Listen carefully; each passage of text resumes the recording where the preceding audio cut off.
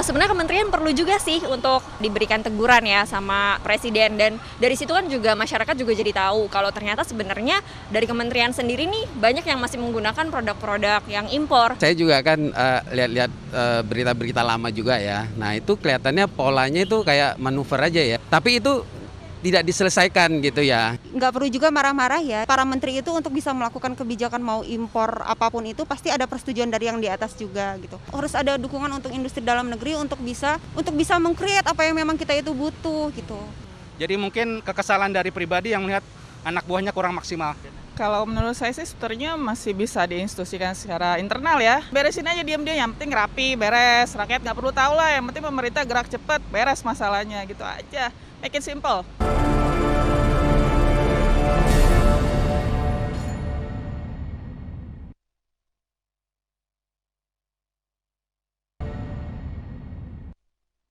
Kita minta closing statement dari dua narasumber lainnya, Bang Deddy. Jadi ke depan yang mesti segera dilakukan. Ya, pertama karena ini bicara lebih banyak kepada APBN ya, supaya dinikmati oleh usaha kecil. Oke. Ya, dan ya mikro juga lah kalau bisa ya, tapi mungkin mikro sulit. Ini ya harus benar-benar komitmennya. Ya, ini perbaikannya tentu kalau menurut saya adalah dengan sistem. Oke. Ya, sistem ini LKPP dengan e-katalog, e-bidding segala macam itu memang harus diperkuat, walaupun tetap ada peluang-peluang untuk penyimpangan, ya. Tapi itu, paling tidak bisa diminimalkan. paling tidak kan? dengan itu lebih ini daripada hanya bersifat himbauan atau perintah, karena kita berhadapan dengan manusia yang memang manusia Indonesia itu suka jalan pintas dan suka pengen cepet kan gitu.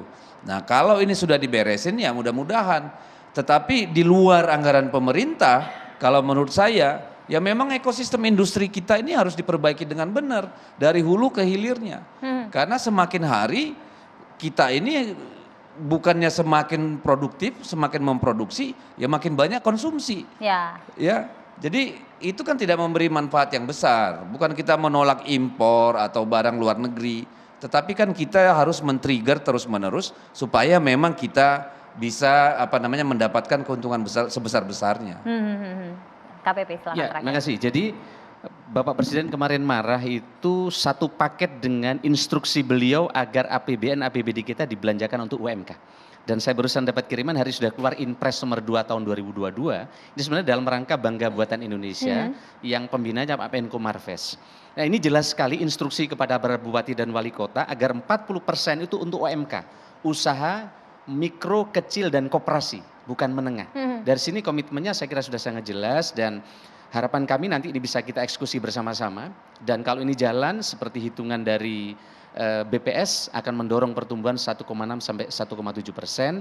Dan berbagai regulasi terkait belanja ini juga setelah diberesin dengan Inpres ini, termasuk juga Pak Mendagri sudah merevisi Permendagri 77, sehingga teman-teman bisa belanja menggunakan kartu kredit, termasuk pertanggungjawaban keuangan dan lain-lain. Dari sini kami optimis ke depan dengan pemangkasan birokrasi yang telah kami lakukan, kemudian e-katalog lokal kemudian bisa dibuka oleh seluruh kabupaten kota, dan di sini bukan hanya keripik, kerajinan saja yang dimaksud UMK, tapi misalnya teman-teman yang punya material batu bisa masuk e-katalog.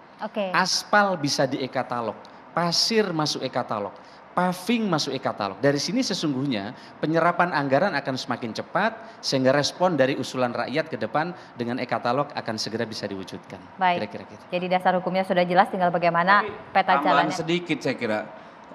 Jumlah yang TKDN tadi juga harus terus diperbesar, Mas, Ya. supaya kita tidak melarang impor, tetapi untuk APBN itu persyaratan TKDN itu saya kira akan sangat membantu. Di Kemenperin sudah melakukan upaya-upaya itu percepatan, termasuk upaya percepatan saya sudah usul supaya Kemenperin dan disetujui oleh beliau akan merubah bahwa surveyornya tidak hanya 2 tapi akan ditambah sehingga percepatan untuk yang mendapatkan sertifikat TKDN akan lebih banyak. Kira-kira gitu. Kayaknya makin panjang kalau kita bahas TKDN. Nanti kita akan lanjutkan di episode berikutnya. Terima kasih Bang Deddy, terima kasih Bang Faisal, terima kasih Mas Anas, dan juga terima kasih Pak Anung. Mudah-mudahan saja implementasi dari ketentuan-ketentuan dan aturan yang sudah ditetapkan oleh Bapak Presiden dan juga pemerintah ini bisa terimplementasi dengan baik agar harapan kita bisa jadi raja di negeri kita sendiri dan bisa menguasai perekonomian tentunya bisa terwujud. Saya Brigita Manuar pamit, selamat malam, sampai jumpa.